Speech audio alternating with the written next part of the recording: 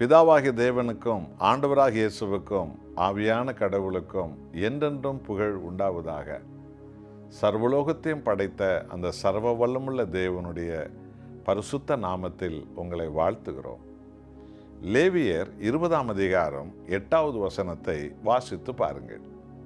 நம் தேவனாகிய கடவுள் தான் தெரிந்து கொண்ட தன் ஜனங்களுக்கு இன்றைக்கும் சொல்லும் அந்த ஜீவ சத்தியம், என் கட்டளைகளை கைக்கொண்டு நடவுங்கள், நான் உங்களை பரிசுத்தமாக்குகிற கர்த்தர். அல்லேலூயா! எத்தனை அற்புதமான சத்தியம்! வானம் அழிந்தாலும் பூமி அழிந்தாலும் என் வார்த்தைகள் அழியாது என்றார் ஆண்டவராகிய இயேசு கிறிஸ்து. ஆகவே அவருடைய கட்டளைகளை நாம் கடைபிடிக்கும் போது நாம் அழியாத ஆவிக்குரிய உலகத்துக்குரிய அற்புதமான ஆசீர்வாதங்களை அடையாளங்களை பெற்றுக்கொள்வோம்.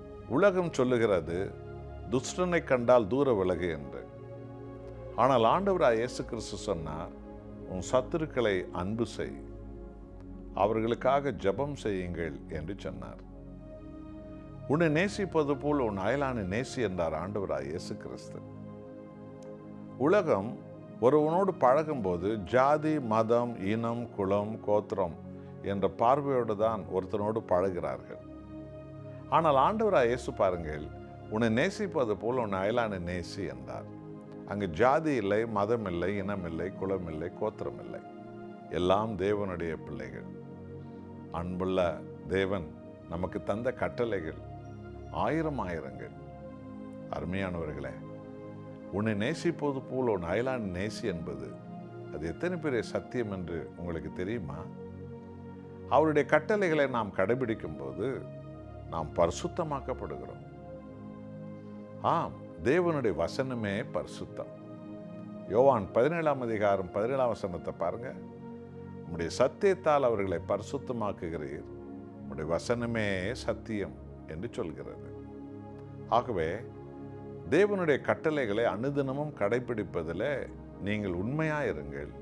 அதுதான் நாம் ஆண்டவருடைய விசுவாச பிள்ளைகள் என்பதை நிரூபிக்க முடியும். அவருடைய கட்டளைகளை நீ அனுதினமும் கடைபிடிக்கும் போது பிறரை மன்னிக்க வேண்டும் என்று அவர் சொன்ன கட்டளை நாம் மன்னிக்க வேண்டும், கடைபிடிக்க வேண்டும். பாவத்தை விட்டுவிடு என்ற அவருடைய கட்டளைகளின்படி பாவத்தை விட்டுவிட வேண்டும். சத்தியத்தின்படி நட என்ற அவருடைய கட்டளையை சத்தியத்தின்படி நாம் நடக்க வேண்டும். எல்லோரையும் அன்பு செய்யுங்கள் என்ற கட்டளையின்படி எல்லோரையும் அன்பு செய்ய வேண்டும். இப்படி சொல்லிக்கொண்டே போகலாம். ஆக அவருடைய கட்டளை கைகொள்ளும் போதெல்லாம் நாம் பரிசுத்தமாக்கப்படுகிறோம். என் அன்பானவர்களே, எத்தனை அற்புதமான ஒரு சத்தியம் என்று விளங்குகிறதா? ஆகவே ஒவ்வொரு காரியத்திலும் ஆண்டவராகிய இயேசுவினுடைய உபதேசங்களை கைக்கொள்ளுங்கள். உங்கள் ஆவி ஆத்துமா சரீரத்தில் பரிசுத்த பிரசன்னம் இறங்கி வரும். ஒப்பு கொடுப்போமா?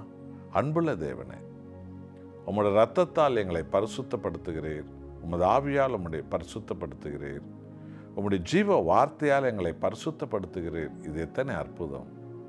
உம்முடைய கட்டளைகளை அனுதினமும் நாம் கடைபிடிக்கும் போதே நாங்கள் பரிசுத்தமாக்கப்படுகிறோம். உம்மாலே உமக்கு கோடி நன்றி ஆண்டவரே. இன்றைய கிறிஸ்தவ சமுதாயம் எவ்வளோ உலக வழிகளில் போய் ஆண்டவரை அலங்கோலமான நிலைமையில் ஏராளமான பேர் இருக்கிறார்கள்.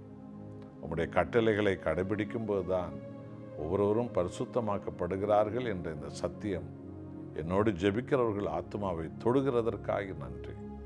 உமக்கே மகிமை. இயேசுவின் நாமத்தில் பிதாவே, ஆமென்.